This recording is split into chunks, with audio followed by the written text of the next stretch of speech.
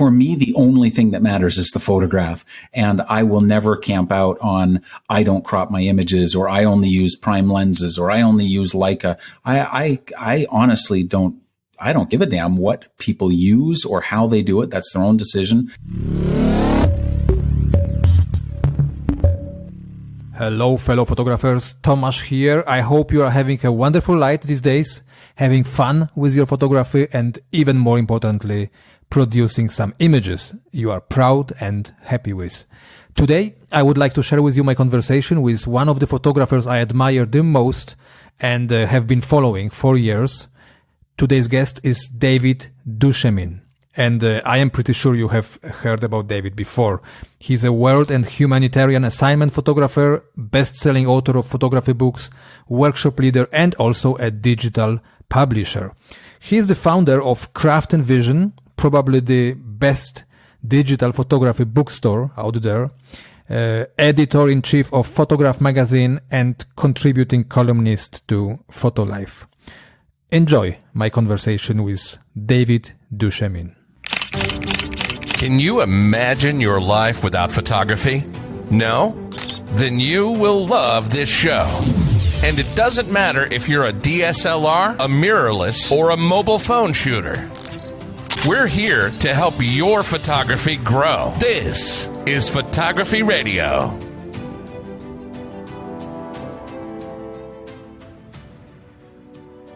Hello, David. I'm thrilled and honored to have you here on Photography Radio. I know very well that you are quite a busy guy. You are a photographer, a teacher, workshop leader. So just that you know, I appreciate it a lot that you decided to take a bit of your valuable time to join me here on the show. Oh, you're very welcome. It's nice to be here. Thank you. David, do you remember the very last photograph you took that you were very happy with? I do, actually, and it's very recent. I've just got back from a sailing trip in northern Canada in an area that we call the Great Bear Rainforest. And I have been there before. And to be honest, I've done a couple of trips recently and had bad luck with weather and bad luck with circumstance. And I was just feeling like I needed a win. You know, sometimes you just have to accept that no matter what you're going to do in Lightroom or Photoshop, the photographs aren't doing it. And so I was on this trip and I was sitting on a rock in the middle of this river waiting for this bear. And we have this species of bear on the West Coast and in a very particular part of the West Coast of Canada that we call the spirit bear. It's a black bear. But it's completely white. So it looks a little bit like a little polar bear, but they're very rare. They're very beautiful. And I was there in the Great Bear Rainforest to photograph these bears. And I had been there a couple of years previously, and there was a shot I wanted where the bear was standing on a rock. And they're such beautiful bears. And I wanted something that was a little more interpretive, not just a literal shot of a bear on a rock at 1,000th of a second. So I thought, if I could slow down my shutter, I could get this, he's standing in a stream. So it's basically in the middle of a waterfall. Mm-hmm. I could get the water to sort of blur and there would be a really nice contrast between the bear and this river. And the problem is this bear just kept moving, and I was hand holding, the equivalent of 600 millimeters at 1/8 of a second.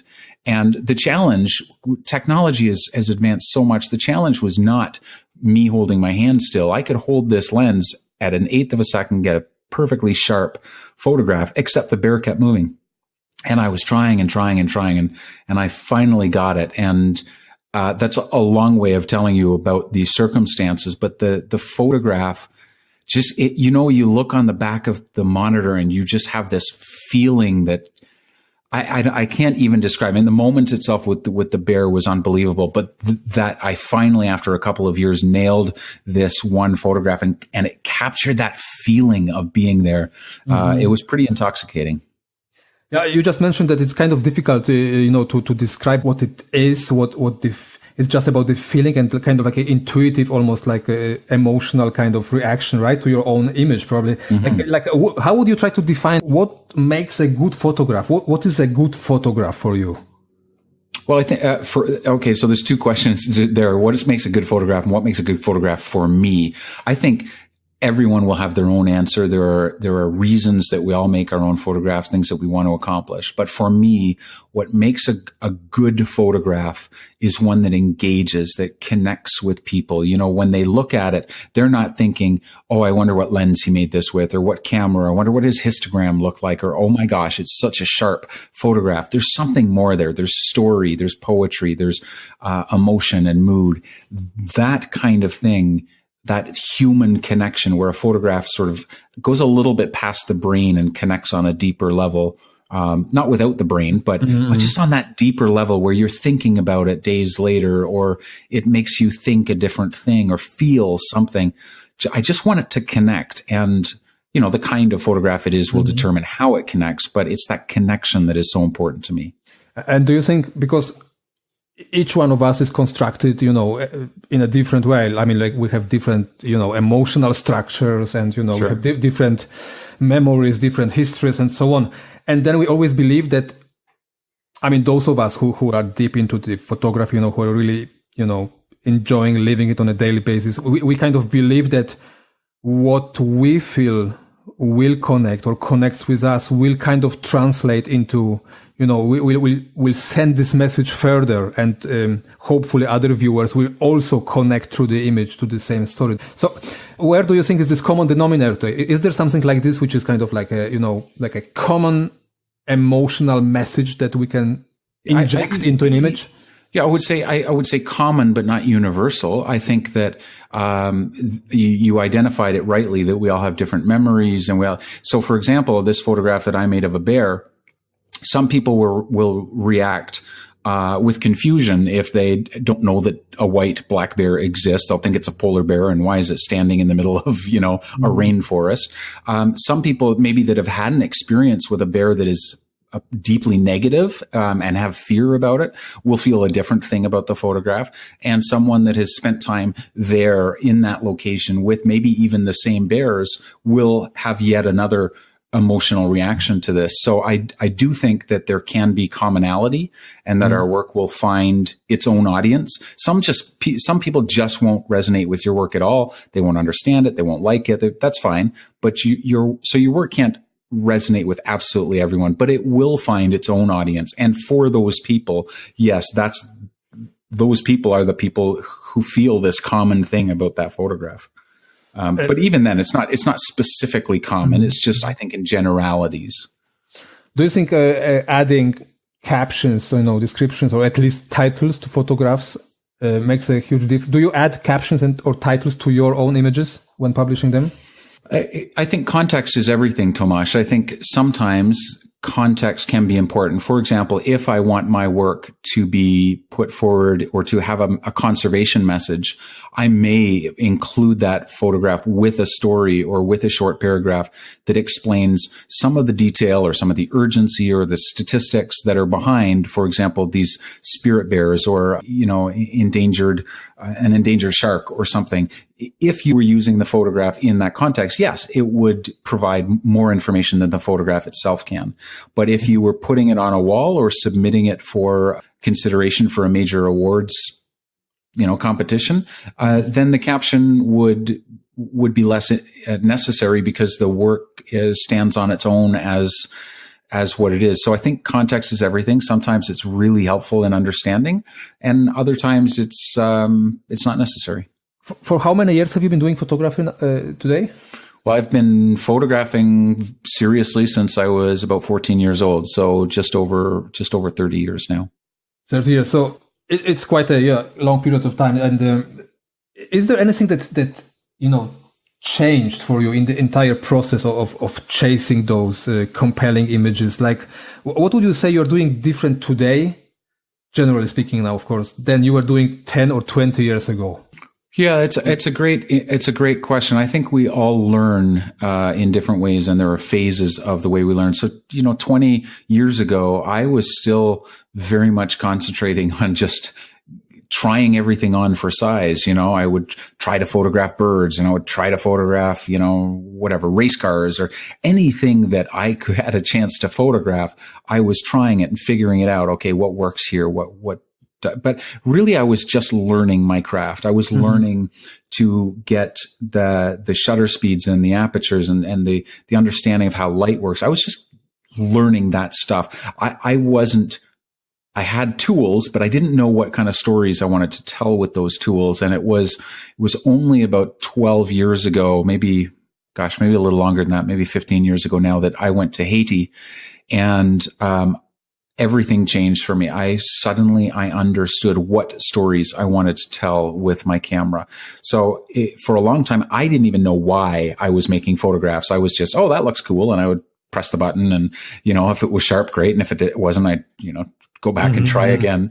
Now I photograph with much greater intent, because I see these tools as these great opportunities for us to say something, to express something, even just to put the camera to your face and explore a thing before you know quite what that intent is.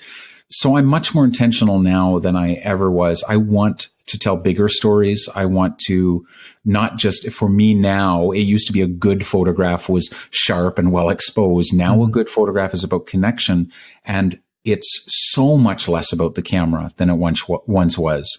It's all about the photographer. The cameras now are so good that we can give much more of our attention to the things that really make a great photograph: story and emotion and the stuff that engages, paying attention more to the light than to, the quality of light than just what's my best exposure, And this trip to Haiti, so you discovered, so to speak, your subject matter, or your, the way you want to speak through photographs. Did it resonate with something actually which was already deep down in you, based on your experiences from your earlier life? Or? Oh, yeah, very much. I mean, I've been a traveler all my life. My mother was a nurse and an officer in the Royal Air Force in England. My father was an officer in the Canadian Armed Forces, and they met while traveling, while posted in Cyprus. And my whole life I have spent traveling, and my mother gave me, both my mother and father, but primarily my mother gave me a very broad picture of the world and got me National Geographic magazines when I was a kid. And I have always worked with children and families, and that's what I was doing at the time when I went down to Haiti. And so all of these things that were a part of me, my desire for travel and that sort of thing, it all came back. And suddenly I knew what I wanted to do with my photographs. And that has since branched out. I'm doing more wildlife than I ever imagined I would. I'm doing conservation stuff, and I'm doing underwater photography with sharks and whales. And I never imagined that when I was in Haiti. So things do change as we grow, but it always comes out of who we are. The best work will always be a natural extension of our thoughts, our fears, the things we love, the things we're angry about. And that kind of mix, I think, if we allow it to, informs our photography. And they do say a picture's worth 1,000 words. I think sometimes it's not worth even close to 1,000 words. Sometimes it's worth many more than 1,000 words. But the question really is, what are we saying with those 1,000 words? And are we using them to the maximum benefit? Are they powerful? Are they coming from something true and deep, or are they just sort of, something kind of flippant, which is okay too. There's lots of room for beauty. I'm not trying to dismiss, the snapshot, but the photographs are capable of so much more as well. Mm-hmm. And before becoming a professional photographer, and correct me if I'm wrong, but as far as I know, you were working as a professional, as a comedian, right? That's correct. Right. Yeah. So humor, I can imagine, is present in your life. I can see it in your videos and, in some of your, posts or books. Mm-hmm. Did this, how long did you work as a comedian before, 12 years. 12 years. How would you say, does this, being a comedian kind of has its place in you being a photographer today as well? Is it somewhere there? It is, but my pictures aren't funny. Exactly. No, I mean, I look at the work of Elliot Erwitt, whose pictures do have an incredible amount of wit and humor about them, and I love them. He's probably my favorite photographer. Comedy has come to play in the sense that comedy is extremely intentional, and the best comedians know that you have to edit your stuff down. You have to keep working on it. It's not as spur of the moment or spontaneous as a good comedian makes it look on stage. These jokes they are told a million times. They're edited. Comedians listen to their sets and they go through it and they count laughs per minute. I mean, they're really, really, very particular about their craft.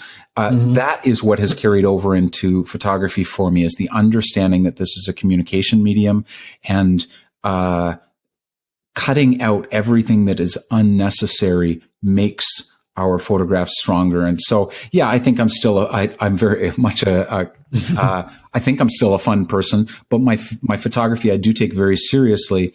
And to be honest, as much as I love the work of someone like Elliot Erwitt, I have not found a place for humor in my photography very often. It's maybe because my humor is much more verbal. I like to, make puns and I'm funny that way. And I'm funny with, on some of my videos with facial expressions and that sort of thing. But I don't know that I even really intrinsically know how to make my photographs funny. I think I'm far too serious for that.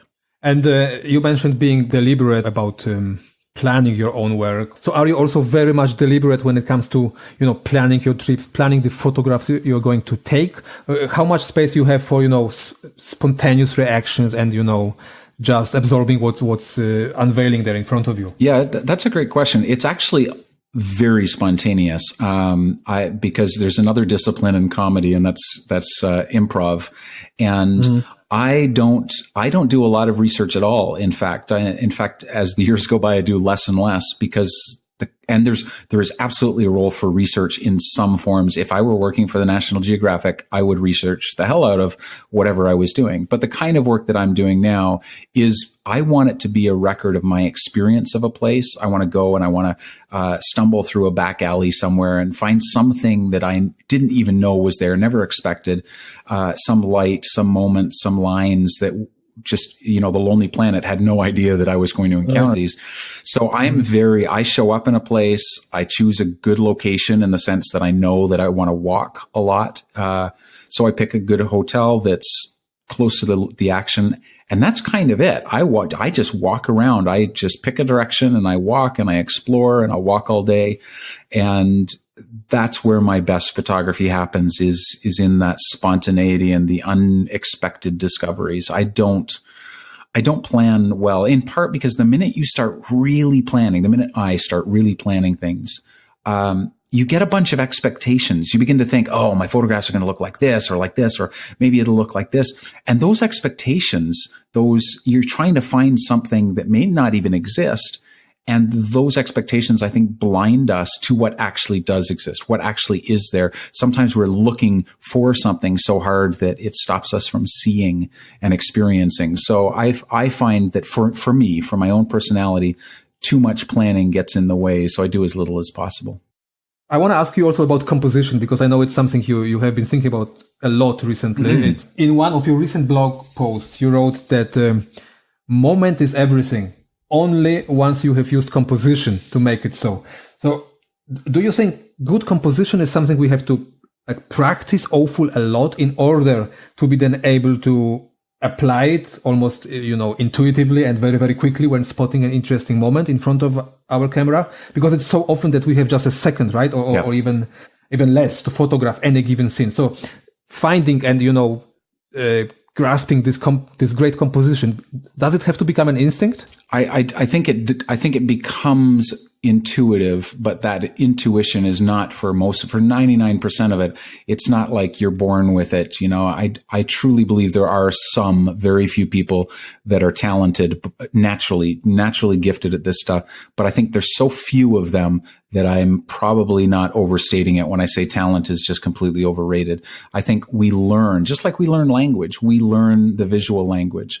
And the more we understand how visual language works, the more we're aware of what makes a good composition and what doesn't. I'm not talking about rules. I'm just talking about understanding maybe the role of contrast or repeated elements, or just how lines work relative to our perspective and our choice of POV. All of this stuff combines, and you can have the most amazing moment in the world. I mean, iconic, human, universal, it could be almost a religious experience, but in the photograph, your composition is what makes it, what gives that moment its truest expression, its best, most powerful expression. Yes, it will still be a photograph of whatever that moment is in history, but will it be the strongest? Will it say the thing you want to? And so you're absolutely right. It does take time. And often the moment is so fleeting that it's only going to be the person that's done this long enough that they can anticipate that moment and set up for it,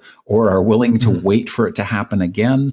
But the person that has, yes, it will feel like intuition after 30 years. It will feel like you're not thinking like, oh my God, where do I put my lines? But it's because you've done it over and over and over again. Just like I'm speaking to you in English. I'm not thinking, oh, quick, hurry up. What's the next word you're going to use? It's just it's coming out. And you could say it's instinctive or intuitive. I have to think a little bit more. You will have to think a little bit more. Native speaker. Sure. But the more we do it, you have to acknowledge, when I pick up I can now speak French. It's not pretty at all, but I can speak French in such a way that I'm not usually thinking ahead. It's just coming out of my mouth. And then I get into trouble when suddenly I realize, oh, I have no idea what I'm about. Like, what's the word? But even there, that's progress. That's getting to a point where you can much more intuitive. So it's not like it's either intuitive or it's not. It's that we start with it not being, most of us, and we learn over time, and it becomes more and more intuitive. Even someone who's been doing it 30, 40, 50 years, we're all still learning, and it is becoming new things are becoming more intuitive for us. So I would say to those that are listening, you're like, gosh, it sounds like work. It is work. Any craft takes a long time to master, but it's not binary. It's not you either do master it or you don't master it. It is a journey along which we are in process of mastering. But composition is to pay all this attention to lens specs and camera specs and all of this stuff, and spend no time actually studying photographs. That's what we're talking about when we're talking about composition. What makes those photographs great? And I would venture to say most photographers, they know the B&H catalog inside and out, and they don't really even have a comfort level with speaking about what makes a good photograph. Yes, I was about to ask you actually, because you are teaching photography a lot, right? These days, You're an educator as well. So exactly, I was able to ask you what would be for somebody just starting or like willing exactly to improve his own compositional skills and so on. What would be the best way of actually learning it? Because one thing is to attend courses or workshops from guys like you, other photographers. Other way would be probably looking at photographs of renowned masters, so to speak, which is always very subjective as well, right? Yeah, there are, of course, everyone learns differently. And I think at the beginning, read some great books, take some courses, take them from people that are making the kind of work that you love. But also just study photographs, study the kind of photographs that you love, but not exclusively those, branch out, pick up the work of someone that is considered a master, and you might not even like their work, but pick it up and ask yourself, why is this photographer or was this photographer so appreciated and revered? What is it in the photographs? And then the stuff that you love, it's all there. That's the beautiful thing about photography. There's no secrets. This is not all unlocked by a handshake, a secret handshake or some secret code. The master photographers don't have some secret knowledge that everyone else doesn't have. They've just been doing this a long time. They've figured out the language and they've learned their way with that language. So look at the photographs and just ask yourself, how am I feeling about this photograph? What does it make me think? What does it make me feel? And why? Is it the lines? Is it the subject? Is it a type of contrast? Is it the light? Is it, what decisions did the photographer make that he might have made otherwise and totally ruined this photograph? Maybe same moment, same lens, everything's the same, but his position was much different and the subject blended into the background or was obscured by a tree or a bus. Every decision matters. And if you picked up one photograph a day or even one a week and just put it on your desk and you looked at it and you asked yourself, why does this photograph work? What would have happened if the photographer had waited another moment or moved a little bit to the left? That kind of thinking is what allows us eventually, not because I care that people can speak about photographs, but eventually when you put the camera to your face, you will be thinking these questions and you will explore with the camera to your face. You will explore different kinds of responses to those questions. And that's what will end up being your photograph. And then you'll look at your own photographs and say, did it work? I knew what I wanted to accomplish. Did it work? Could I have moved a little bit? Could I have changed my optics? And because you'll always be doing this in conjunction with this, trying new lenses once in a while or a new technique or picking up a flash and learning about light. All of these things matter, but to do the one, to focus so hard on our craft, and not be doing the other is like getting really, really good at, understanding how a guitar works, but not actually understanding music, not understanding how to play a song and connect emotionally with an audience. And I think we need to do both. So looking at the images and then also going out and practicing it yourself, and at least in the beginning trying to, maybe not copy it because I'm always against it, but like kind of like when you are learning to trying to reproduce certain compositional, ideas would be the best of both worlds, probably. I think so. And being willing to fail. And, I don't actually have a problem with copying when you acknowledge that you are copying and it's just for an exercise, just a creative exercise. If you were painting, if you were doing a discipleship in painting, you would be sitting in a museum or a gallery sketching some of the great pieces of art from the last, of Western art. You would be sketching this stuff. And there's great value in that. But no artist would sketch out Picasso's Guernica and then take credit for it as his own. It would just go into a notebook. And one day, 10, 20 years later, some of that will bleed into his painting in some fashion. So I think we have to keep them separate. But I also think we just need to fail. We need to go out. We don't need all of these photography gurus. Even I have students that I have said, you just need to not take workshops right now. You need to go and try this on. You don't need a teacher. You need to go and let failure be your teacher. Go fail, try, figure it out. Then in a year from now, when you've blown off another 100,000 frames and you've played through some personal projects and you've learned some stuff, then come back and learn a few more things. But we seem to be in this always trying to learn, but never willing to fail mode, and failure is our best teacher. You learn so quickly when you just go out and fail and figure it out, rather than just kind of going, oh, well, I'll just read another book. Many of us have read way too many books and not complemented that with going out and just putting the camera in our hand and failing time and time again with it. There's a great freedom in failing. So many of my best photographs have come from, this might not work, but let's see what happens. And then you get it and you go, oh my God, I love that. And then you spend some time kind of probably camping out on that technique and you overuse it a bit. But eventually it just becomes yet another tool in your toolbox. But you don't get there unless you're willing to fail and just be crappy at it for a while. Yeah, I think this it got kind of even more difficult into today's day and age with all this social media kind of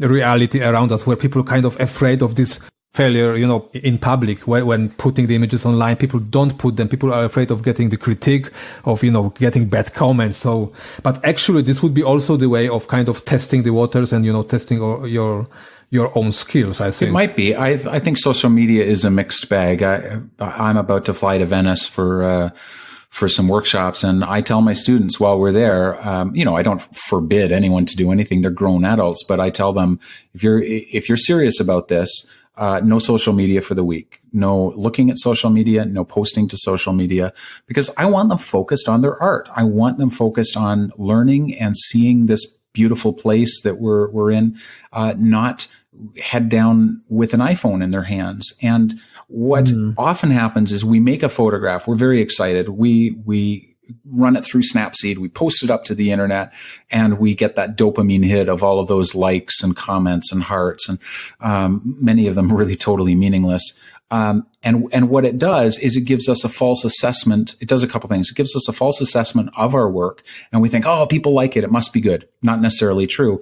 Neither is it true that if people don't like it, that it's not good work. So we have to be careful about how much credit we give to the outside world. But the other thing is art takes time. Art it requires us to think and to stew in things and to go back and retry things. And if we throw out that what might eventually be only a sketch image, but we put it on Instagram and everyone goes, oh my God, it's amazing. And you think, oh, well, great. It's my work's done here.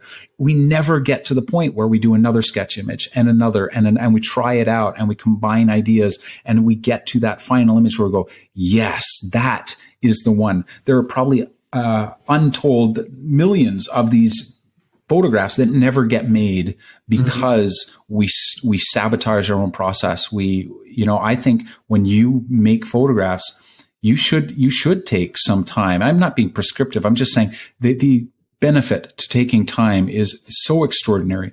The benefit to editing your work quietly on your own, and sequencing things with small prints and then printing bigger work so that when you're done a project, you have a portfolio of actual images that you've signed your name to, or that you've lived with for a while, that you've seen the little flaws in them and you've gone back and you've tweaked. And we just get so lazy. And I think, again, I don't want to be prescriptive, but our photographs they're worth so much more than the approach that we often give them.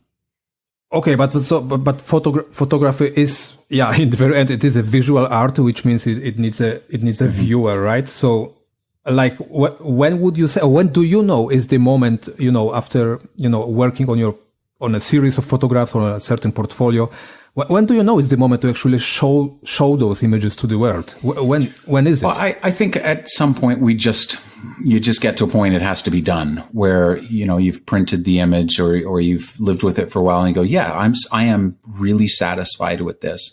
And I don't know that we always, it's not at that point, it doesn't end. There have been times when I've done a photograph in color that 2 years later I've come back to and thought, I'd like to see what this looks like in black and white. And that black and white gives a different expression to that photograph. So it's always changing. And I'm not saying it's like, wait a week and then you're done. I'm just saying, let's just all slow down a little bit. Let's, instead of posting 300 photographs to Instagram every week, let's post one a day, and let's be slow about our consumption of them, because we're devaluing our stuff the more we put out. So sometimes, I have put up images fairly quickly, but others I sit on for a long time and I go, okay, is this really worth it? In part because I also want, when I eventually do, for example, a book or a gallery show or something, I want there to be something left that people haven't seen, that hasn't just been tossed onto social media. But again, it's more for me, it's more about the process. I find the slower I am to share and the longer I live with these photographs, the more I realize, for example, that maybe I've overcooked an image in post-processing, or maybe there's a different frame that's actually a stronger expression of this thing. And I've just taken more time with the edit. Again, it's not that, you see, I'm everywhere on social media. I love social media. I just am aware that there are things it does well, and there are some areas in which it provides us an opportunity to maybe sabotage our own process.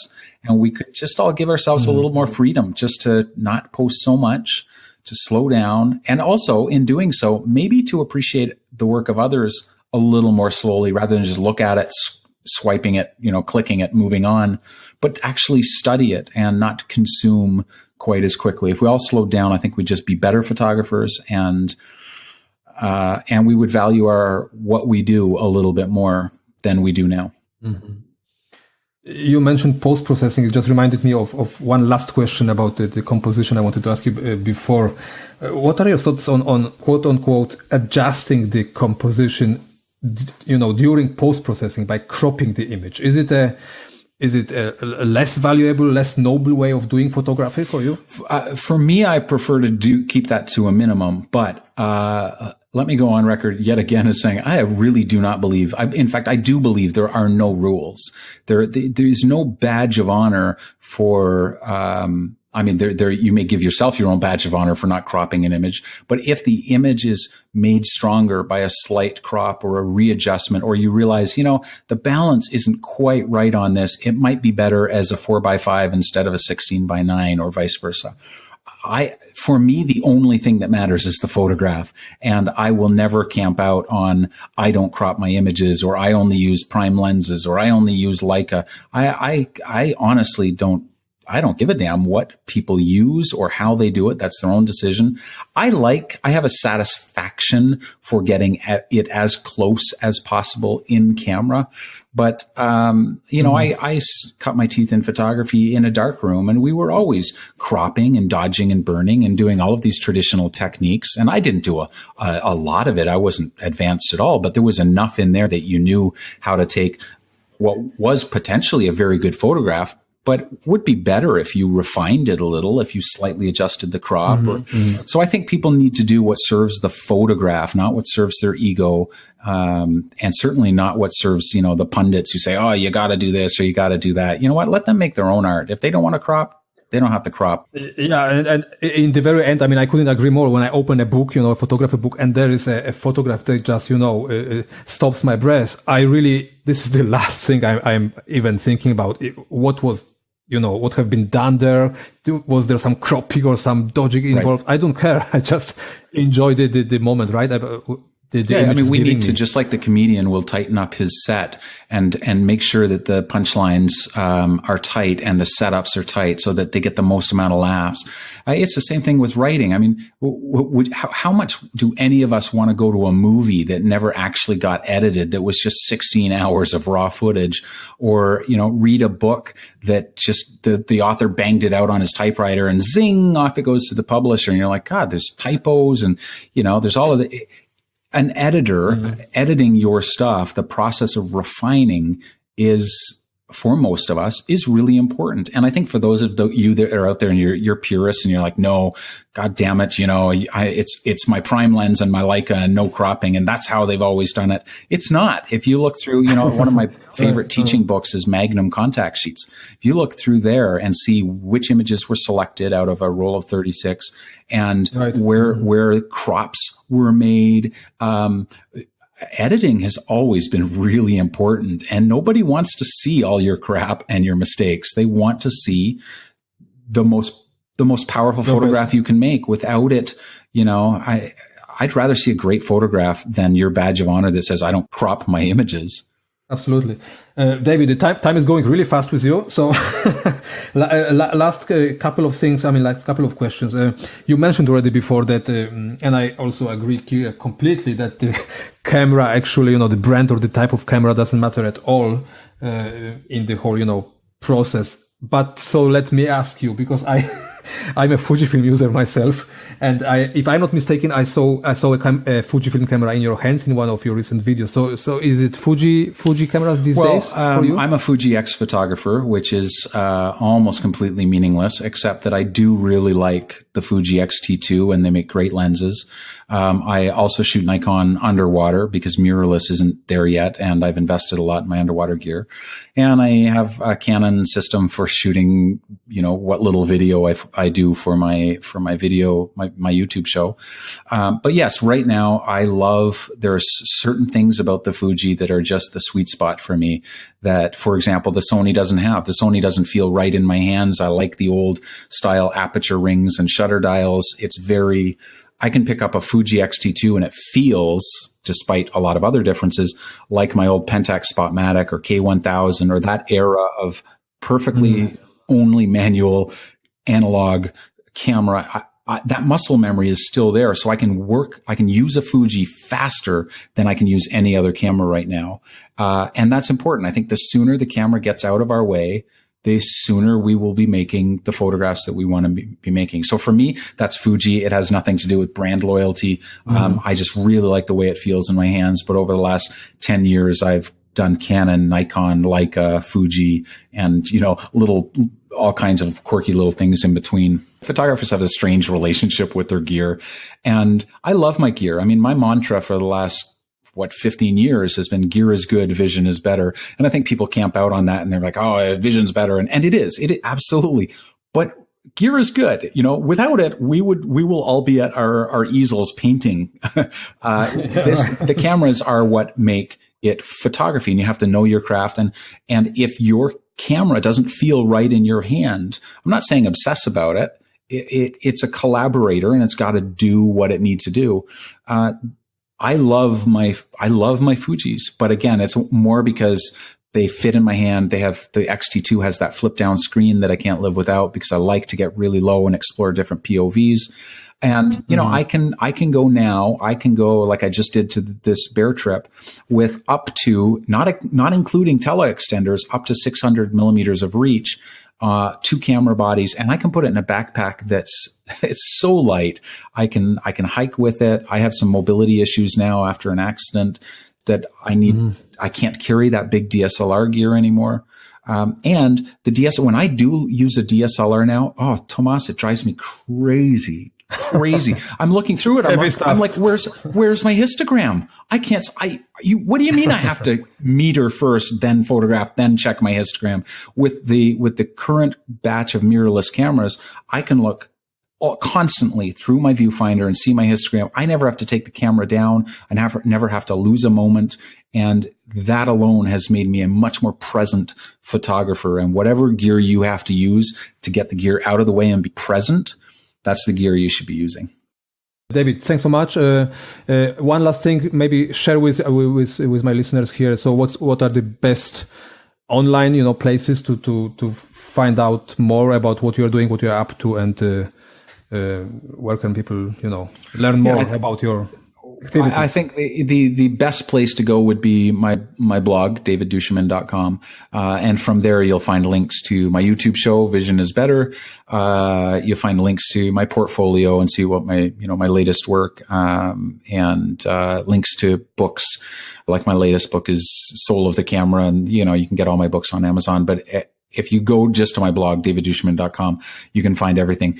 In addition to that, I have a education site called craftandvision.com, that's full of ebooks, both by myself and some of the best photography educators out there. Mm-hmm. And so, you could avail yourself. There's not just ebooks. There's also some solid Lightroom presets, and there's some video tutorials and that sort of thing. So those would be the 2 places that you could probably best find me. And of course on Instagram and Facebook, but you can find those links on my blog. Perfect. We'll link to everything. Thanks so much once more, David. Have a wonderful night wherever you go. Thank you. And talk to you next time. Thank you so much, Tomasz. Have a great day, everyone. Let your photography friends know about Photography Radio, and if you haven't done so yet, subscribe to the podcast. Head over to photographyradio.com to find out how to do it. My name is Tomasz, and I will talk to you next